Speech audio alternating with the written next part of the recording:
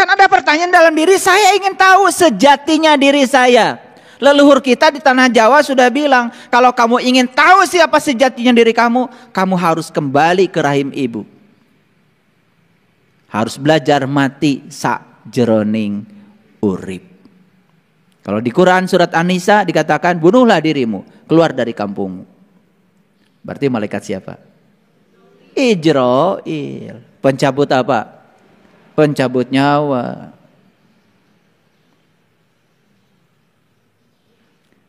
Jadi tahap kedua kita harus belajar dari malaikat Ijrail, pencabut nyawa.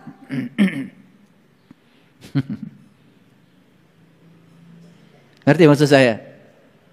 Awas, bukan pencabut nyawa mati beneran. Kalau mati itu nggak usah dibicarakan lagi. Quran tidak cerita mati itu. Quran cerita mati selagi hidup.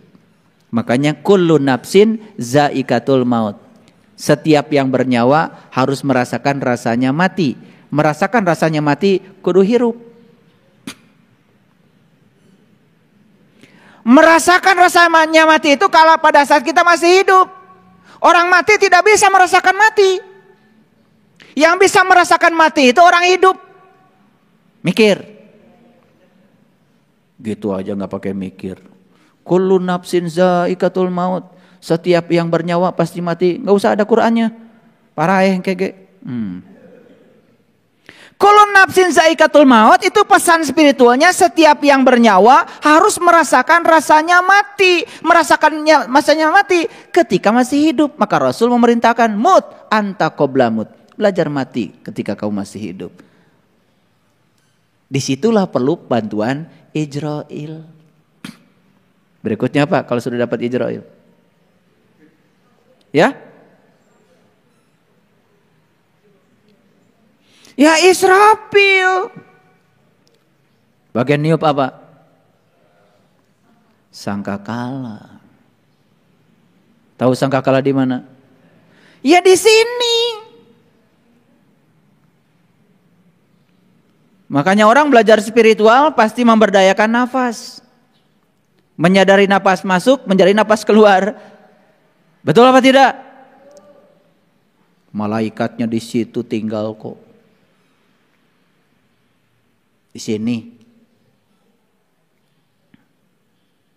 Bagian niup sangkakala. Begitu ditiup sangkakala, kiamat. Bangkit. Bangun. Bukan hancur. Paham? Semuanya di sini ya. Semuanya ada di sini. Kamana wae tuh?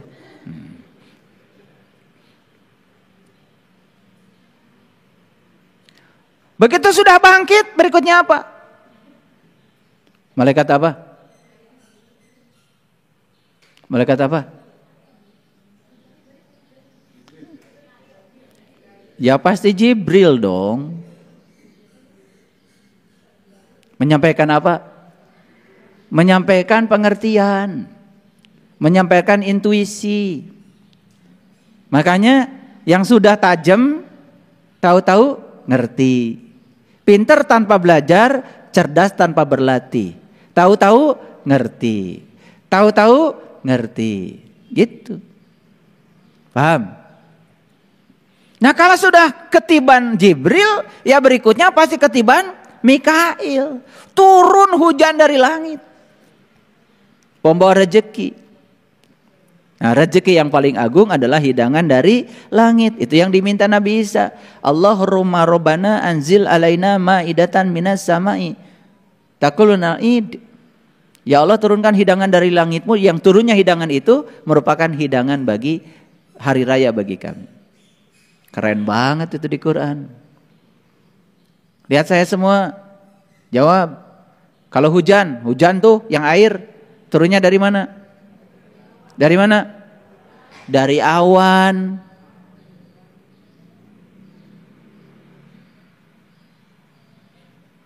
Kalau hidangan-hidangan spiritual turunnya dari mana? dari langit. Bedain awan sama langit aja pusing kalian. Kalau hujan yang syariat itu dari awan. Di Quran tidak ada cerita hujan yang itu. Di Quran itu cerita barokah yang turun dari alam tinggi yang disebut dengan hidangan dari langit. Langit mencerminkan alam-alam tinggi, alam malakut, alam jabarut. Itulah dikenalkan oleh Jibril. Jibril dekat dengan Mikail, turun hujan. Hujannya bukan hujan air, tapi hujan adalah hujan ma'ul hayat. Hujan nur ala nur. Dari langit rohani kita. Sudah jiwa kita menjadi merdeka. Makanya terakhir tinggal berkenalan dengan Raqib. Semuanya baik ternyata. Tidak ada yang buruk. Karena baik dan buruk itu adalah penilaian kita. Siapa yang sudah menemukan kebaikan di dalam, semua yang di luar baik-baik saja. Maka puncaknya jadi ridwan. Ridho. Jadilah surga. Ditipu orang, ridho. Orang yang dicintai meninggal, ridho. Sakit, ridho. Sehat, ridho. Dimarahin orang, ridho. Dan orang ridho itu beda wajahnya. Yang menakutkan kayak gini. Maaf ya, maaf. Ini udah surga semua. Serem itu kalau orang yang gak ridho. Betul gak? Iya. Serem itu. Serem. Nah itulah di Quran dikatakan wa minan nasi may yaqulu amanna billah wa bil yaumal akhir wa ma hum bimumin. Ada di antara manusia yang mengatakan kami beriman kepada Allah, hari kemudian padahal mereka sesungguhnya bukan orang yang beriman. Kata siapa? Kata siapa? Kata Allah. Kalau begitu, adakah ayat yang menyatakan iman itu ada titik awalnya? Ada. Ini ayatnya. Oh, ini kan sudah sering saya ulang-ulang ya. Ini ayatnya. Tentu saja saya tidak akan menceritakan semuanya. Mati terus ya. Oke. Ini ayatnya ya. Catat aja ayatnya. Ya. Quran surat Al-A'raf ayat 143. Maka di situ dikatakan, perhatikan. Al-A'raf 143 itu cerita apa? Ini kalau saya rangkum isinya begini. Kan Nabi Musa itu minta kepada Allah. Ya Allah Tuhanku, nampakkanlah diri Engkau kepadaku agar aku ingin melihatmu. Ini Musa mau tingkatan iman mana yang dia minta? Tingkatan iman yang mana? Ain. Ain. Jadi berarti beliau ini sudah melampaui ilmu yakin. Udah masuk pada ain. Ya Tuhanku, nampakkanlah diri Engkau kepadaku agar aku bisa melihatmu. Ini permintaan yang masuk akal. Karena tidak mungkin seorang rasul, seorang nabi minta sesuatu yang gak masuk akal. Ini tingkatan iman yang ain. Nah, berikutnya apa? Kata Tuhan berfirman, kamu sekali-kali tidak akan sanggup melihatku. Tetapi kalau ingin melihatku, lihatlah ke gunung itu. Maka disinilah diceritakan tentang gunung. Gunung itu adalah puncak kesadarannya manusia. Lalu ketika Musa melihat ke gunungnya kaget. Karena apa? Falamma tajalla rabbuhu lil jabal. Di situ kemudian Tuhan menunjukkan tanda kebesarannya. Kaget Musa. Dan pada saat itu kemudian gunung hancur luluh. Pada saat itu Musa pun jatuh pingsan. Artinya apa? Itu yang disebut dengan mengalami fanna billah. Identitas dirinya Musa Nggak ada lagi. Nah, ketika identitas diri tidak ada lagi, disitulah yang disebut dengan tauhid, tingkatan isbat al-yakin.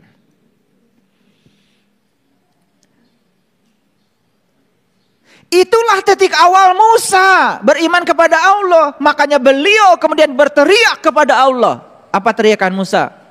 Qala. Qala itu berarti Musa berteriak. Subhanaka tubtu ilaika wa ana awal mu'minin. Maha suci engkau ya Allah. Aku datang kepadamu, aku kembali kepadamu. Itu taubat. Wa ana awalul mu'minin. Inilah awal aku beriman. Jadi iman itu ternyata harus ada awal. Ini para pengaku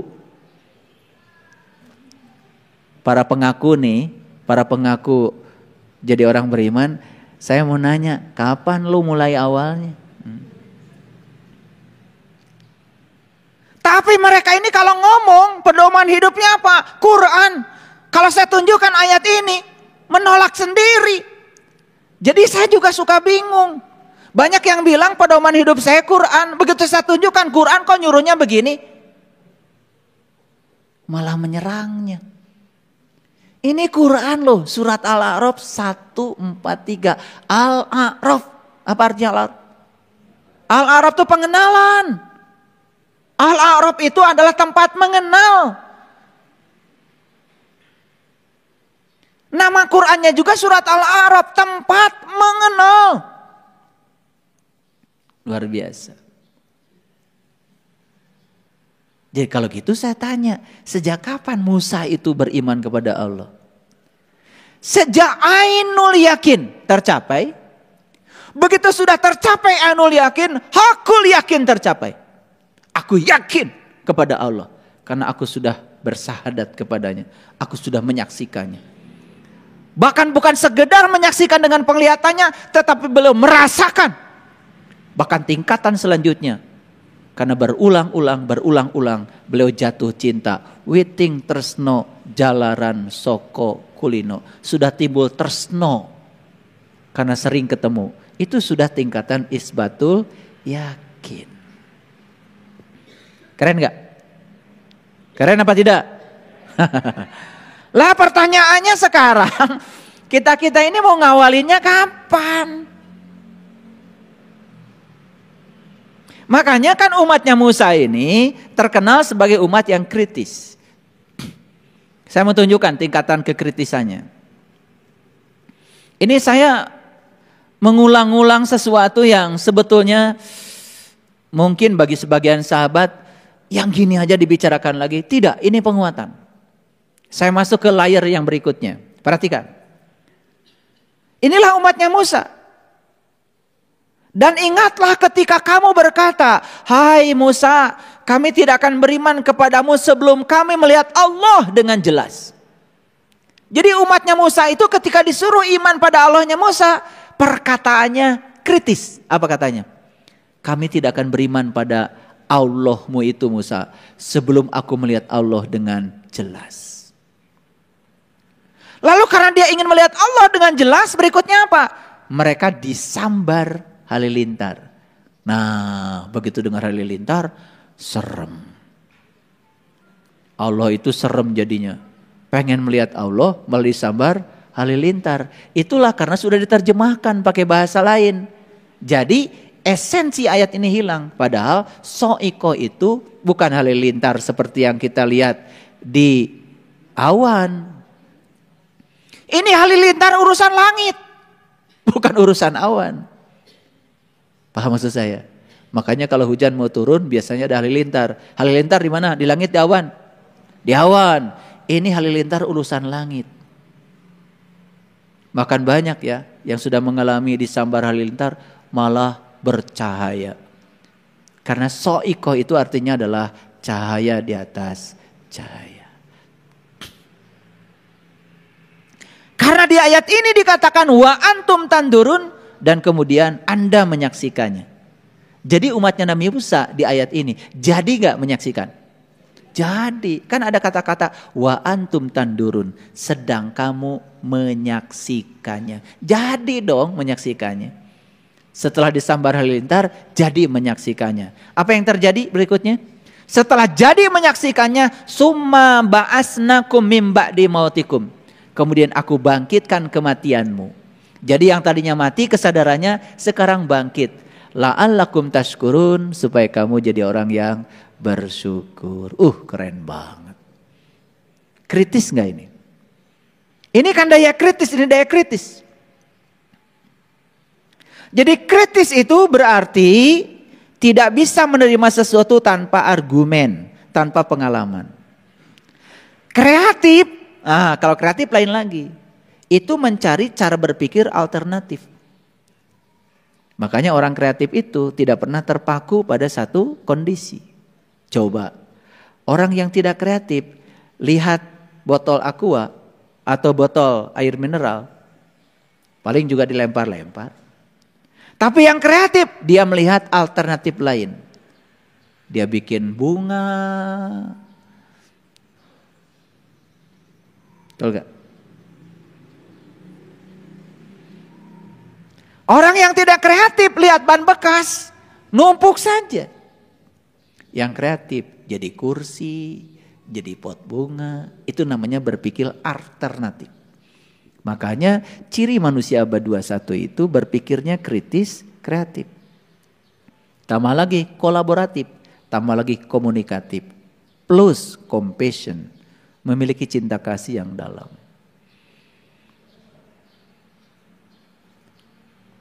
Ngerti gak saya ngomong? Jangan-jangan gak ngerti. Nah, sekarang saya lanjutkan dulu. Sebetulnya saya mau cerita apa sih? Saya mau cerita ini sebetulnya. Jadi banyak manusia yang mengaku beriman, padahal dia tuh bukan orang yang beriman. Nah, sekarang perhatikan saya. Yang mengawali iman, itu saja belum tentu jadi orang yang beriman. Karena Nabi Musa saja itu belum jadi orang beriman loh. Pada saat beliau itu mengalami pengalaman spiritual tadi, beliau baru mengawali awalnya iman. Jadi iman ada awalnya? Ada. Kalau gitu Islam ada awalnya? Ada awalnya? Ada. Nah, pertanyaan yang kedua ini, apakah kita ini orang Islam atau orang yang diajarin mengaku beragama Islam?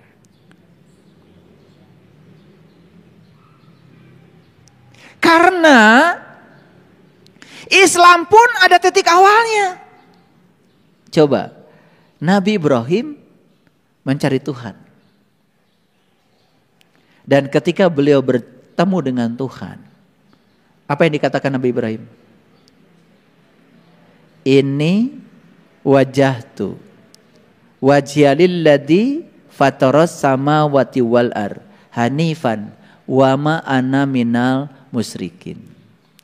Inna sholati wa nusuki wa mahyaya wa mamati lillahi rabbil alamin la syarikalah wa bizalika umirtu wa ana awalul muslimin. Tuh, jadi menjadi muslim pun ada titik awalnya. Menjadi mukmin juga ada titik awalnya. Kan pertanyaannya sederhana.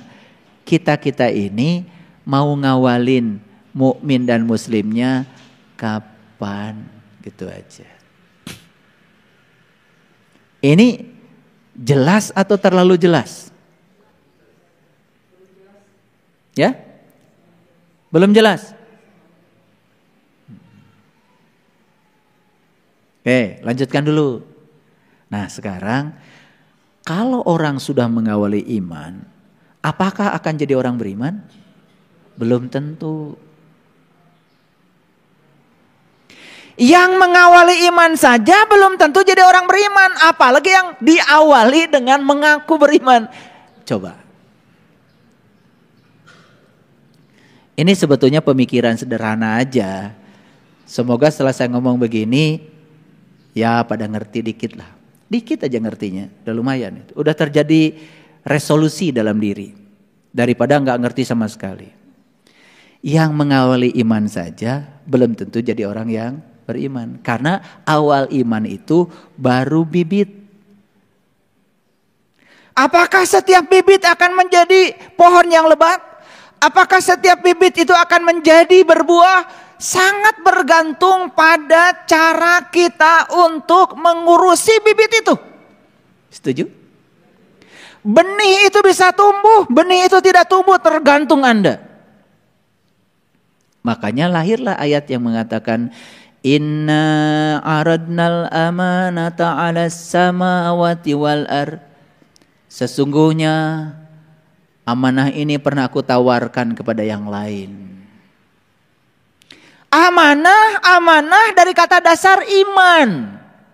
Iman itu artinya adalah mengalami. Iman artinya adalah keterbukaan. Iman adalah pembenaran oleh kolbu yang tadi saya sebutkan tadi. Tetapi di ayat itu dikatakan inna aradnal amanata 'alas samawati wal arwal jibal fa abaina ayahmilnaha wa asfaqna minha wa hamalahal insan innahu kana dzaluman jahula gitu. Ini amanah.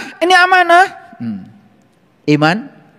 Aku tawarkan iman ini kepada langit, kepada bumi, kepada gunung dan semua enggan untuk memikulnya. Dan ada yang acung tangan dari semua yang ditawarkan. Fahamalahal insan. Siapa itu? Siapa itu? Kalian. Langsung acung tangan di hadapan Tuhan. Tuhan, aku saja. Ini manusia.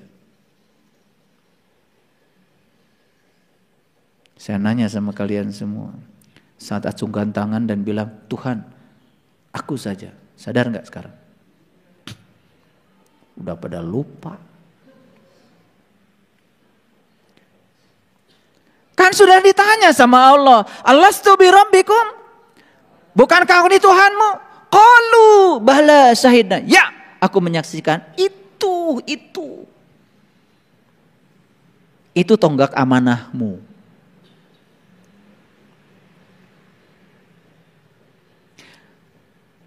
Jadi yang bisa, yang sanggup, yang janji, yang komitmen untuk terima amanah ini cuman satu. Siapa itu? Fahamalahal insan. Innahu kana dzaluman jahula. Tetapi sayang sekali mereka ini adalah dolim dan bodoh.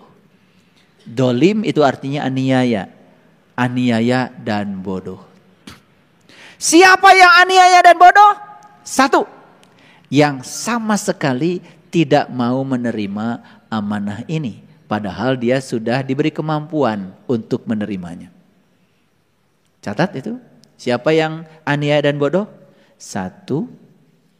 Yang tidak mau menerima amanah ini. Padahal dia sudah diberi kemampuan untuk menerimanya. Sudah diberi alatnya manusia. Yang lebih aniaya dan bodoh lagi adalah mereka yang sudah menerima tetapi menyia-nyiakannya. Jadi yang satu tadi tidak mau menerima, aniaya dan bodoh.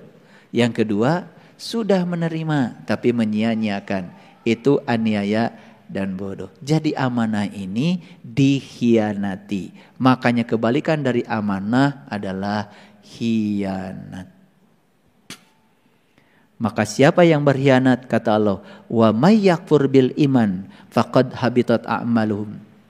Barang siapa yang tertutup setelah dibukakan pintu kolbunya untuk jadi orang beriman, maka putuslah segala amalannya.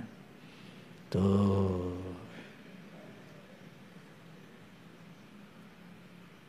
Ini ngerti apa tidak? Ya. Kalau ngerti lanjut ya, lanjut. Nah, apa sih ciri orang yang mengaku beriman itu? Lalu bedanya apa dengan orang yang benar-benar mengawali iman? Bedanya apa? Bedanya sangat berbanding terbalik. Yang pertama, orang yang mengaku beriman itu kerjaannya yukhadi'unallaha wallazina amanu Wa ma yakhda'una illa anfusahum wa ma yash'urun. Apa cirinya? Mereka hendak menipu Allah. Ciri orang yang mengaku beriman itu salah satu yang paling luar biasa adalah mereka ini suka menipu Allah. Dan yang kedua adalah menipu orang yang beriman. Padahal mereka menipu dirinya sendiri. Lihat saya semua. Jadi ketika seseorang itu masih suka menipu dirinya sendiri, itu sebetulnya tanda bahwa dia itu sebetulnya bukan orang yang beriman. Perlu saya kasih contoh? Yes. Menipu. Menipu itu berarti apa? Membohongi.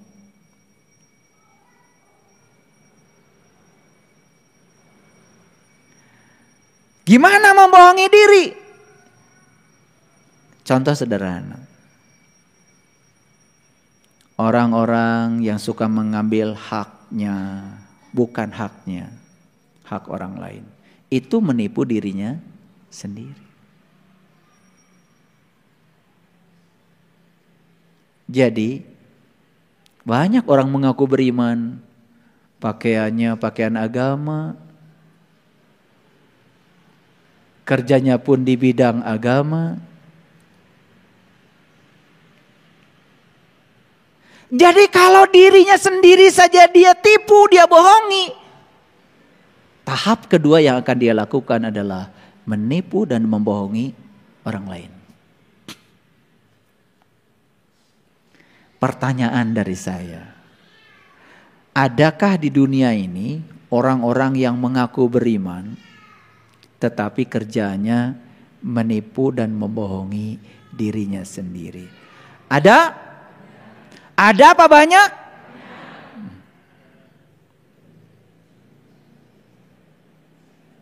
Jadi kalau orang yang mengaku beriman ini cirinya adalah suka membohongi dirinya sendiri, berarti orang yang beriman gak mungkin membohongi diri sendiri. Kelihatan bedanya? Beda dikit atau beda banyak? Beda dikit atau beda banyak? Beda banyak toh? Oke. Pertanyaannya sekarang, kita aja dulu yang ada di sini. Apakah kita masih suka membohongi diri sendiri? Masih apa sering? Apakah kita ini layak disebut orang beriman? Kalau dibahas gini baru pada sadar. Kalau nggak dibahas gini, apalagi kalau sudah dandanannya kayak gini, wih, syar'i, gagah. Betul? Iya. Dan kita mengira agama itu pakaian. Kita mengira agama itu identitasnya ada di pakaian. Agama itu identitasnya melekat sebagai akhlak. Maaf ya, kalau saya tidak akan tertipu oleh pakaian. Saya ngelihat pribadinya. Karena kalau dia orang beriman, salah satu cirinya tidak mungkin dia menipu dirinya sendiri. Karena kalau dia masih menipu dirinya sendiri, kan sebetulnya dia menipu Allah yang ada dalam dirinya. Kalau Allah saja ditipu, apalagi yang lain selain Allah. Allah yang ngasih segalanya sama dia mah ditipu. Dasar tukang tipu.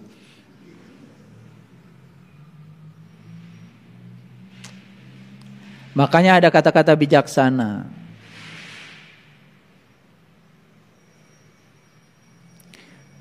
Jangan percaya sama orang yang menyatakan cinta padamu.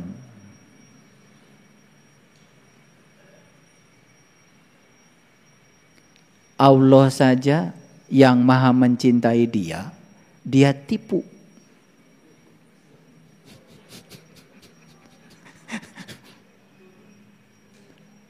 Allah saja yang maha mencintai dia, sama dia mah ditipu.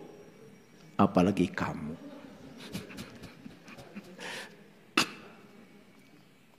Makanya suami yang paling baik adalah seorang pria.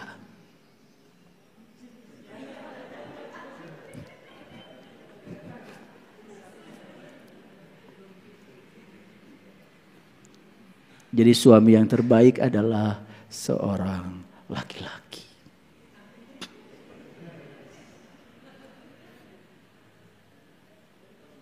Ya? Buku yang terbaik adalah buku yang jadi ditulis. Rumah terbaik adalah rumah yang jadi dibangun. Makanya kalau saya bilang sama mahasiswa, skripsi yang terbaik adalah skripsi yang jadi ditulis. Makanya mahasiswa ngomong itu gagasannya banyak, tapi nggak ada tulisannya. Udah kamu keluar aja.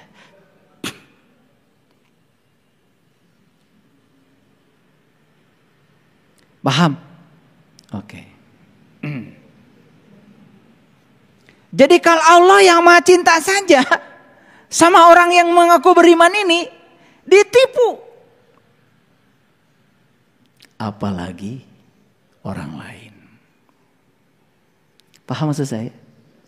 Jadi semua kebohongan di dunia ini tidak mungkin dilakukan oleh orang yang beriman. Titik.